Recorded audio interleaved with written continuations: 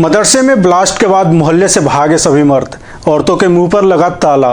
नमस्कार, मेरा नाम है अभिनव और आज DRN में बात कर रहे हैं बिहार के बांका में एक मस्जिद के पास स्थित मदरसे में हुए बम ब्लास्ट की, जिसके बाद उसके आसपास के लोग भाग निकले और महिलाएं कुछ बोलना नहीं चाह रही।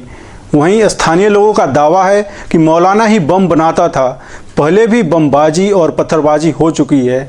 आए दिन अक्सर मदरसों में बम हथियार पकड़े जाते हैं। आखिर कब तक मदरसों में बनता रहेगा बम? मदरसों पर कब जागेगी सरकार?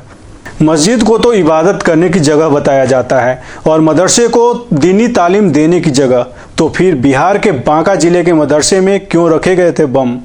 क्या किसी बड़ी साजिश को अंजाम दिया जाना था?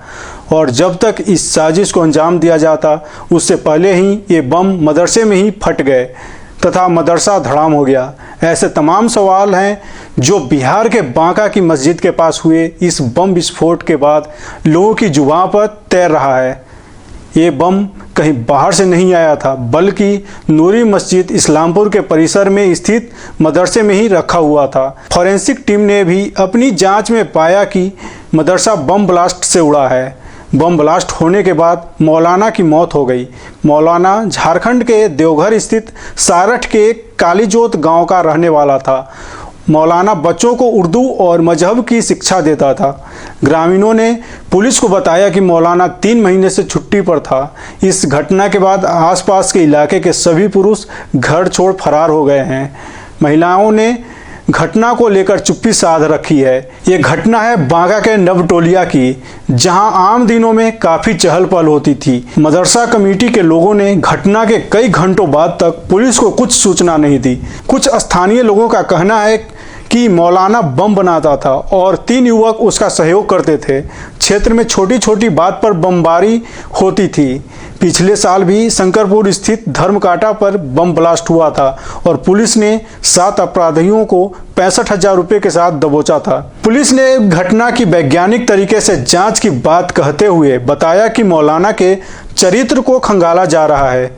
बम ब्लास्ट शक्तिशाली था क्योंकि मदरसा का आधा हिस्सा सड़क के उस पार जा गिरा था। कोरोना काल के कारण वहां बच्चे नहीं थे, वरना बड़ी घटना हो सकती थी। लेकिन आए दिन अक्सर देश के मदरसों में हो रही ऐसी घटनाओं पर कुछ अहम सवाल उठते रहे हैं। मस्जिद में बम और हथियारों का जखीरा क्यों जमा किया जाता है? दूसरा सवाल, किस मकसद से मस्जिद में बम बारूद रखा जाता है? क्या मस्जिद हथियारों को रखने का सुरक्षित जगह बन गया है? क्या हथियारों को रखने के लिए ही जगह जगह मस्जिदों का निर्माण हो रहा है? इस तरह के अन्य कई सवाल हैं जिन पर चिंतन करने की आवश्यकता है और सरकार को मदरसों को लेकर कोई कठोर कदम उठाने की आवश्यकता है, क्योंकि यह आज की सच्चाई बनकर रह गई है कि देश के अधिकतर मदरसों और मस्जिदों का इस्तेमाल राष्ट्र विरोधी तत्वों को पनाह देने के लिए किया जा रहा है।